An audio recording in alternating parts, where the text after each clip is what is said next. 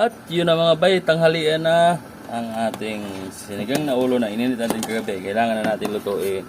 Ayan, may gabi na yan, nilagyan na natin. Saka sibuyas, kamatis, para malapot. Meron na rin sinigang, no? Dalawang sinigang nilagay ko dyan para lumasa. Ang ating panangkap, una nating ilagay ay talong. So yan, kailangan lutuin maigi yan kasi makati-kati siya pag hindi naluto, no? By the way mga bay, ang karne niyan lumambot na kagabi kaya inalis muna natin. Ito siya. Yan. Lutuin lang muna natin yung mga gulay-gulay. Saka natin siya ibalik kasi malambot na, baka humiwalay na sa buto. Makalipas sa ilang minuto mga bay, lagay na natin yung sitaw, yung ating okra at sili. Yeah. Mga 2 minutes lang siguro yan mga bay. Kasi balik na natin yung ating karne. Kasi mabilis na lang yan. Karne, ulo ng yobab. Pasintabi po sa mga kapatid na hindi kumakain. Paka-skip na lang po. Thank you.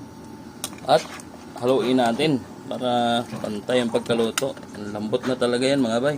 Yung utak nandyan din. Nilagay natin. Mga 2 minutes lang to. Yan. Isabay na natin yung stock kasi medyo matigas. Ayan. Yan. Hindi ko na hiniwa yan mga bay. Nilagnot dala, ibot na lang yung ginawa ko dyan. Kinamay-kamay ko na lang kasi matagal pa pag. Importante dyan mga bay, pag galing palengke, hugasan mo na o kahit. Basta hugasan mo na yung gulay. Kapag kumulo yung konti, ilagay natin yung ating pang presentation na sibuyas at kamatis. Tsaka yung dahon ng kangkong. Ayan. Haluin muna natin. Para yung mapailalim yung mga hindi pa naluto. May gabi yan mga bay ha. Ay sos. Yan. Sa bawah. Ay. Hirap ang video. Yan o.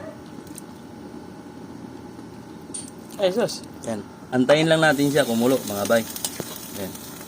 Mabilis lang naman maluto yan mga yan kasi gulay. Mabilis lang yan. Masarap yan pag half cook. Matamis-tamis. Diyon, bumula-bula na siya konti. Lagay na natin ang ating dahon ng kangkong.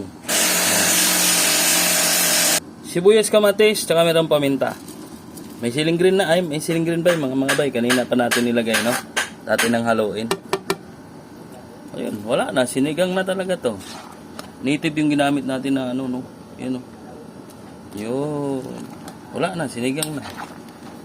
Mamili na lang kayo kung ulamin o ulutan. Bahala na kayo. Laki nito ba? Laki ng kaldero natin, no? Oh. Siguro mga isa't kalahating dangkal yan. Ang laki ng ulo ng yobab mga bay. Ayun na, luto na to. Alam na this, kain tayo mga bay. Hindi na natin na-overcook yung mga gulay para may tamis pa rin sa loob. Lagyan natin ulo, buto. Marasa to kasi kagabi pa to niluto. Ay. Yan o, kamatis. Kain tayo mga bay. Pasintabi po sa mga hindi kumakain ng baboy. Kain!